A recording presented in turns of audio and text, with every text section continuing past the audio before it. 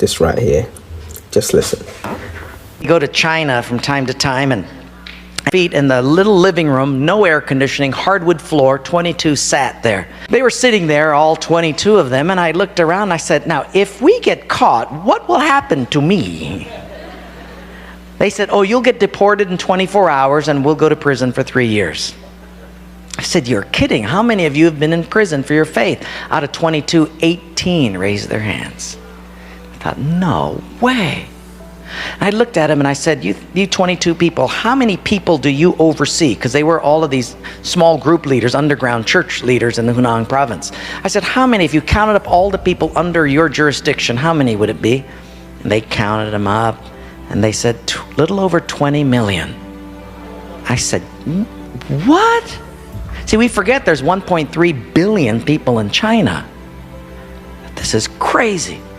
Well, I had 15 Bibles and I passed them out. Obviously 7 didn't get them. And I said, let's turn to 2 Peter chapter 1 and we're going to read it. And just then one lady handed hers to somebody next to her.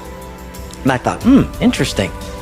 Well, we turned there anyway, and as we started reading it, I understood why she gave it away. She had memorized the whole thing. She just recited the whole chapter.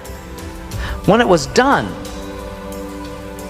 I went over to her at a break and I said, you recited the whole chapter. She says, oh yes, I've memorized many chapters. I said, where did you memorize many chapters? She said, in prison. I said, you have much time in prison. So I said, but don't they confiscate the Bible? And she said, yes. So people bring in scriptures written on pieces of paper and they bring it in.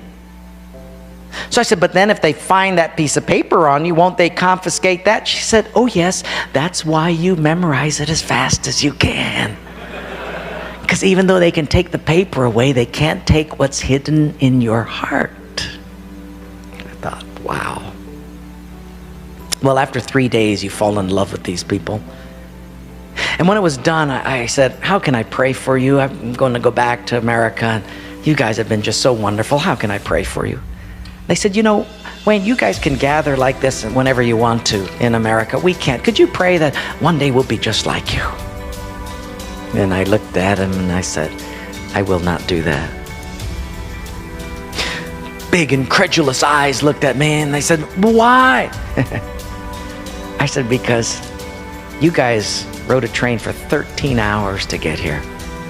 In my country, if you've got to drive more than an hour, people don't come. You sat on a wooden floor for 3 days. In my country, if people have to sit more than 40 minutes, they leave. You sat not only here for 3 days on a hard wooden floor, but you did it without air conditioning. In my country, if it's not padded pews and air conditioning, people don't often come back. In my country, we have an average of 2 Bibles per family. We don't read any of them. You hardly have any Bibles, and you memorize them from pieces of paper. I will not pray that we become like, you become like us, but I will pray that we become just like you.